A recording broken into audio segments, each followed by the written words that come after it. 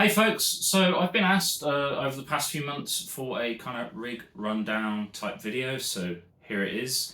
As you can see, I have a lot of different amplifiers, a lot of different effects pedals in the background and all that kind of stuff, but when I play live, at the moment, and certainly for the past couple of years, my main rig has been the Line 6 Helix and also the Marshall JVM. This is actually the Satriani edition of the JVM, and it's quite different to the regular JVM, and it's a shame they don't really make them anymore. So this is a 4-channel amp. Each channel has 3 modes. You can kind of think of that as 3 levels of gain for each channel, a green, an amber, and a red. And I use all 4 channels, and I think the most sort of levels of gain that I tend to use would be about five or six different levels. In the studio, when we're recording, I'm tweaking parameters all over the shop, giving a certain part more treble or less mids or whatever.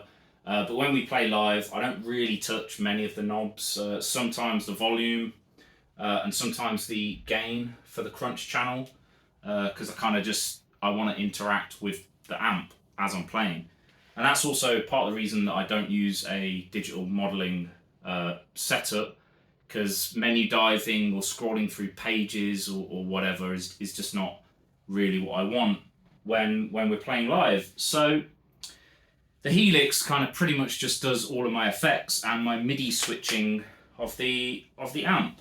So my kind of 4 bass tones, if you like, we've got a clean,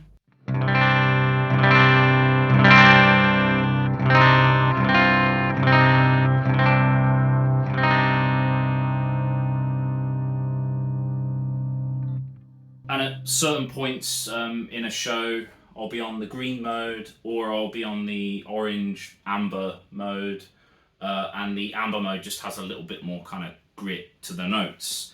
And then I would have like more of a kind of, let me demonstrate a particular tone with the clean channel. So if I turn on my reverb and the intro echo, so my Helix is down here near my feet, I'll do a cutaway shot at various points throughout the video. But yeah, so that intro for Truth Escapes.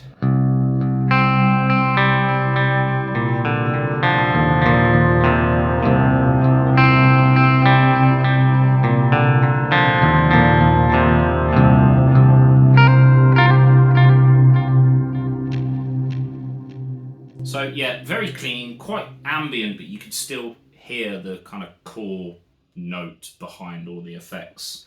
So if I now come over to the crunch channel, this sort of sounds like this.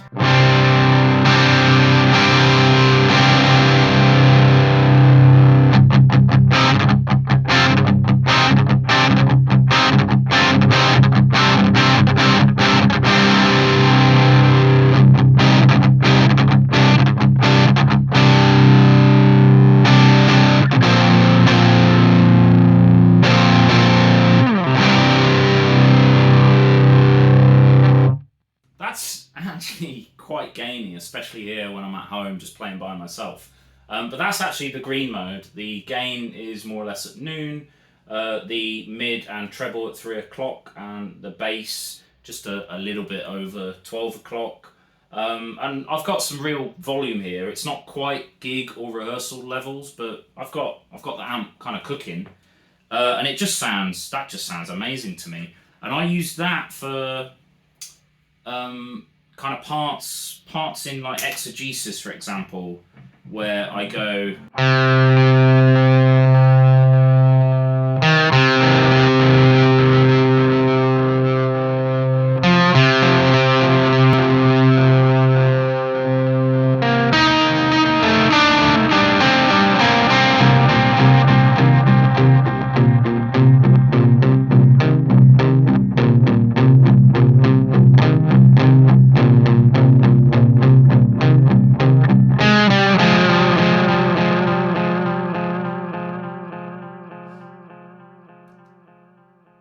I guess one thing I should definitely point out is that all of my effects, it doesn't matter what it is, whether it's delay, reverb, tremolo, modulation, whatever, I run it straight into the front of the amp. I don't use effects loops really.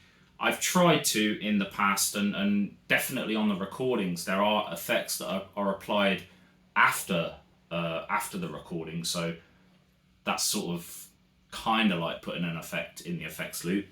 But I just really like the way that a delay hits the front of an amplifier and it kind of compresses and squashes and just gets really kind of mushy and dirty. Like if I play that part, if I just play that part without effects.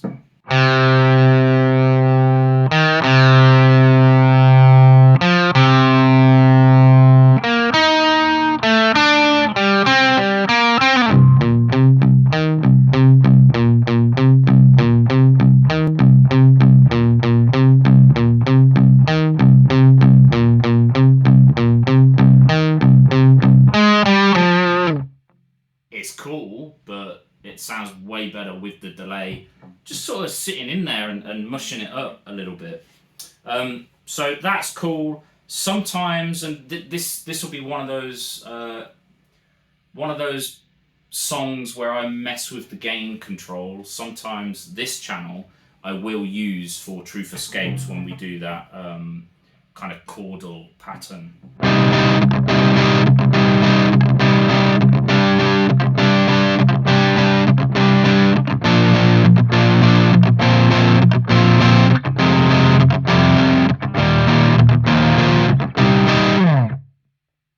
That's quite gainy, but sometimes I would turn that down. You know, with the knobs, I kind of work in quarters. I'm really coarse with it. I'm not very particular, but you know, I would want that to be certainly in the middle bit when Tom's doing his really synthy bass thing. It needs to be kind of on the edge of clean, on the edge of breakup type deal.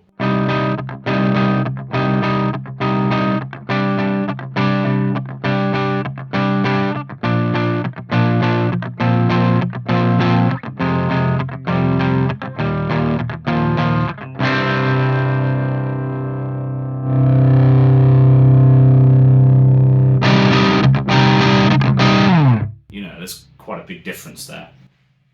Another tone that I use is OD1.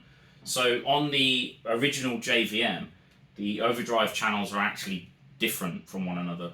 On the Satriani one, they're exactly the same, and you have this mid-shift button in the middle, which can flip between OD1 and OD2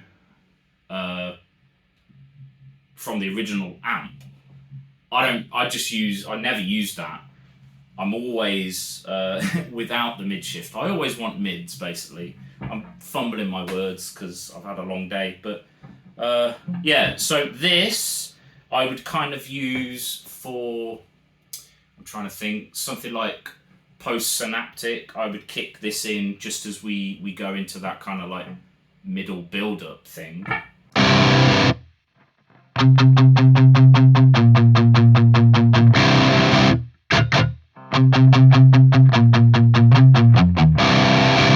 You know, you can hear that's quite gainy, but that's not my main rhythm tone.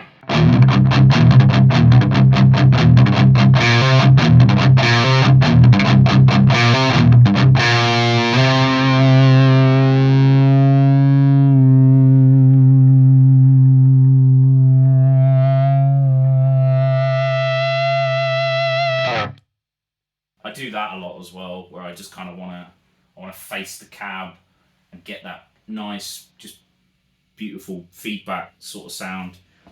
And then OD2, which is sort of my highest level of gain. And this is what I use for all of my solos and all of my riffs. So if I was to play exegesis. I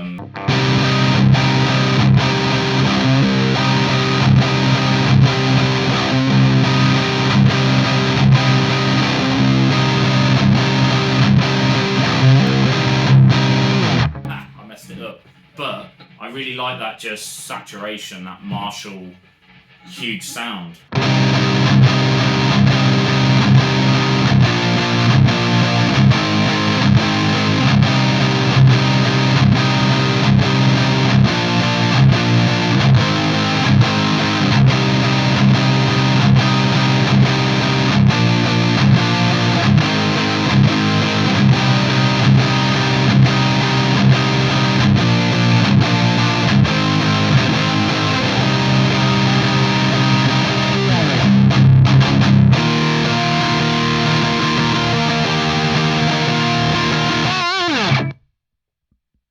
I'm not boosting that channel. I don't have like a tube screamer or a Boss Super Overdrive or anything like that.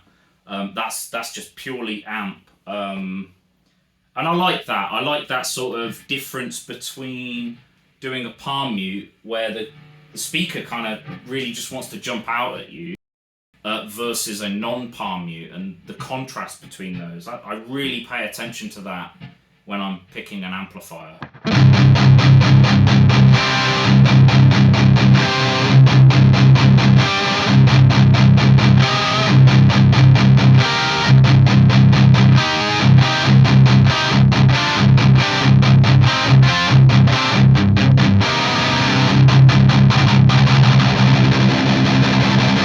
And it kind of, it's not as high gain as some bands go, but it's enough to kind of still retain the dynamic response of my picking, but it just sounds huge.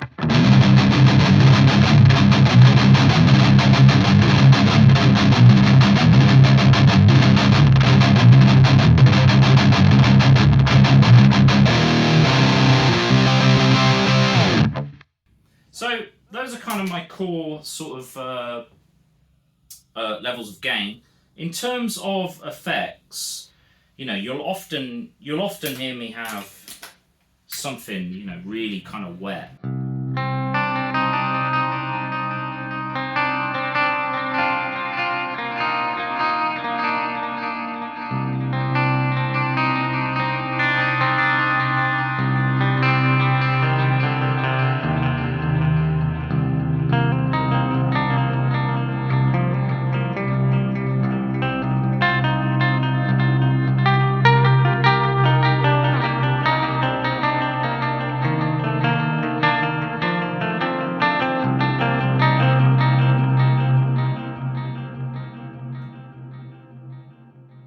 You know, I really like those long tails on a reverb and a delay. My delay is always a kind of like a forwards directional delay, but before that I reverse delay as well, and they're both mixed sort of just under halfway. So if I turn off, just focus purely on delays.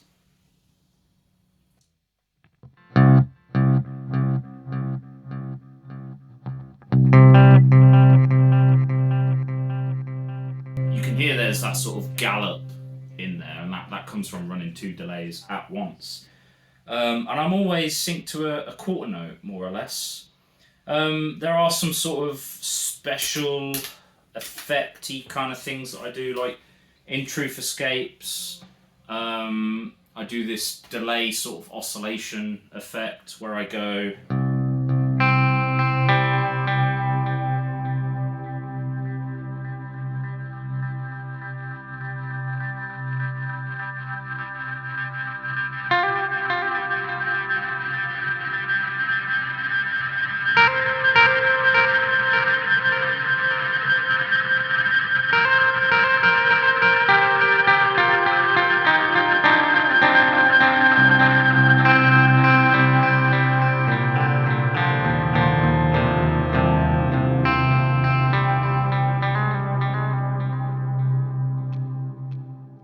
And that's quite specific to the Helix. I can replicate that sound on some devices. Like I've got the Axefx 3 over here, and that does a really good job of replicating this delay sound. But a lot of delays won't really do this, especially the analog ones. And this is based on if you know anything about the Helix, it's based on the Adriatic Bucket Brigade delay, which is kind of a modified Boss DM2 with just more headroom and double the chips, so you get more delay out of it. And then that has just this really nice, at this specific kind of tempo, it has this really nice high-pitched squealy oscillation. And I've got loads of effects after it. I've got, let me just check my shit. I've got another Bucket Brigade delay after it, set to an 8th note. So you've got one delay doing the oscillation, set to a quarter note, the next delay set to an eighth note, and then I've got an EQ that just takes out some of the high frequencies around 1 kilohertz, just to sort of tame it a little bit so that it doesn't take your head off too much. After that, it's a compressor, and what that does is that just makes sure that the delay never gets above a certain amount of loudness, and that means that, excuse me, when I'm doing that effect, I could still play over the top of it. So in Truth Escapes, I do that little kind of descending melody, and so I'm just creating this washy pad underneath it, and then after that is a reverb just to sort of glue the two signals together, and all of that is a parallel path that runs alongside my main effect path. So what that means is I'm effectively running kind of two pedal boards at once within the Helix, and this unit and the Axe Effects, they're just amazing for that. The other modelers out there on the market, the other multi-effects units, they're all good, but they don't really offer you that kind of flexibility. And for this last album, I just really wanted to get nerdy. So what else can I show you? The world inside, there's a particular tone that I use on that, and it's called Super Wet. It sort of sounds like this.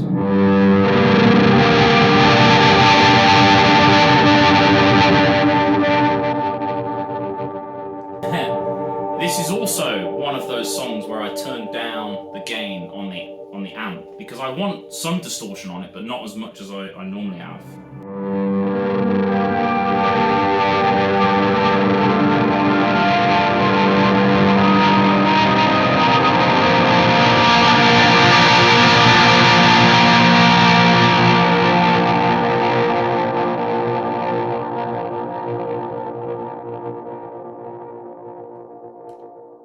Hopefully you could see there that for that part in The World Inside, that's when we kind of, Ben does this big sort of drum fill, sort of thing, and Andrea goes into this palm mute thing, and Tom's going bam bum bum, bam bum bum, that kind of riff, and I'm doing this really ambient thing over the top of it, and I start off picking really lightly, and then towards the end of the riff, I really dig in to the strings, and that, with the effects and the distortion on the amp, that gives you that kind of building up crescendo wall of sound kind of thing, and I live for that stuff.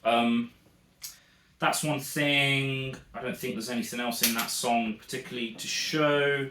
Maybe post-synaptic. So there is something that I actually needed to learn how to do on the Helix because we didn't record it with this unit. We actually used the Strymon Mobius, which has a pattern tremolo on it. But yeah, and my EBO is broken right now, so I'll have to pick this. But so I have my sort of OD1 level of gain. But I have this tremolo effect as well. And what I do is I change the timing of the tremolo in time, or roughly in time, to Ben's drum.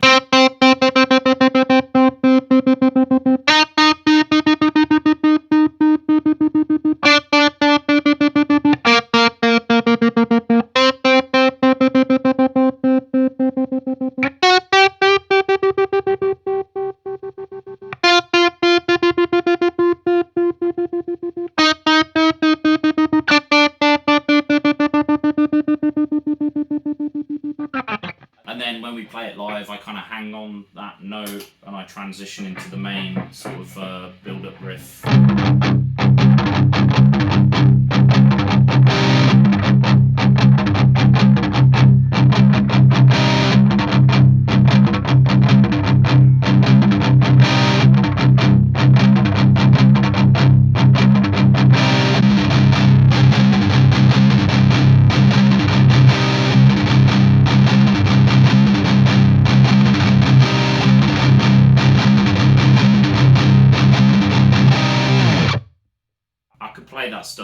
days.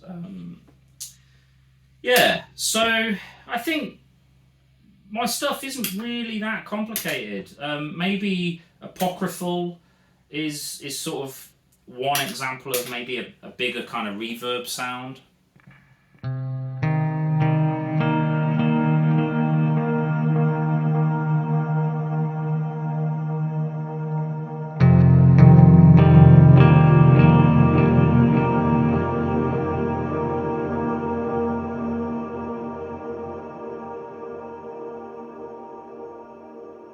You can hear how that just sort of goes on for days, more or less. And I'm tapping that riff as well, so it sometimes makes it a little harder to get the notes out. So if I'm playing live and we start that song and I'm noticing the tone isn't quite right, during the tails I'll come over and I'll mess with the amp and just sort of boost some of the level or whatever I need. I'm not really a fan of hiding things away. I like to have... Internet's gonna quote me badly on this. I like to have as many knobs as possible that I could just quickly get to and turn and get the result that my ears are looking for. So yeah, that song, another kind of tapping bit. I'll hold my pick in my mouth because there's nowhere else to have it, and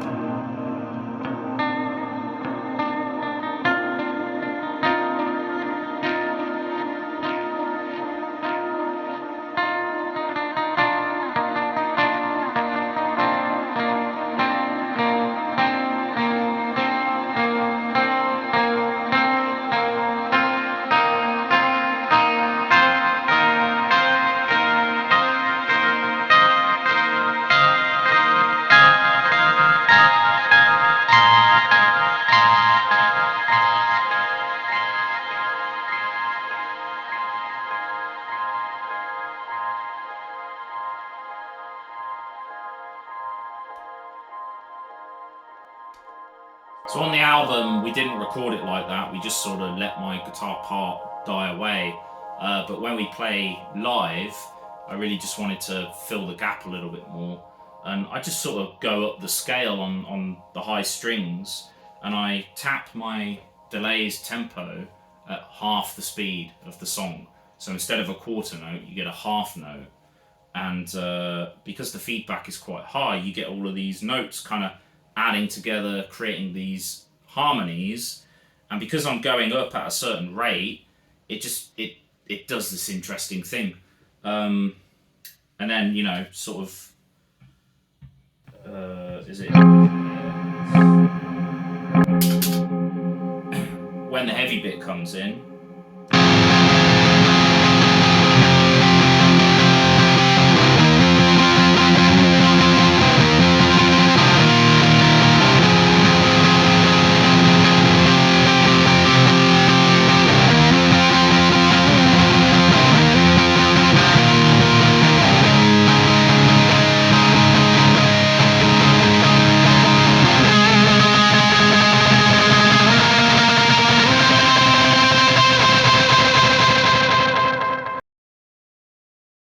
that almost perfectly illustrates what you get when you put a delay in front of the amp. So our normal tempo range is between kind of 80 and 125, say. Some songs are a little faster, it just kind of depends on what the song needs. But yeah, if I don't know, Truth Escapes, delay in front of it, some tremolo picking, sounds quite cool.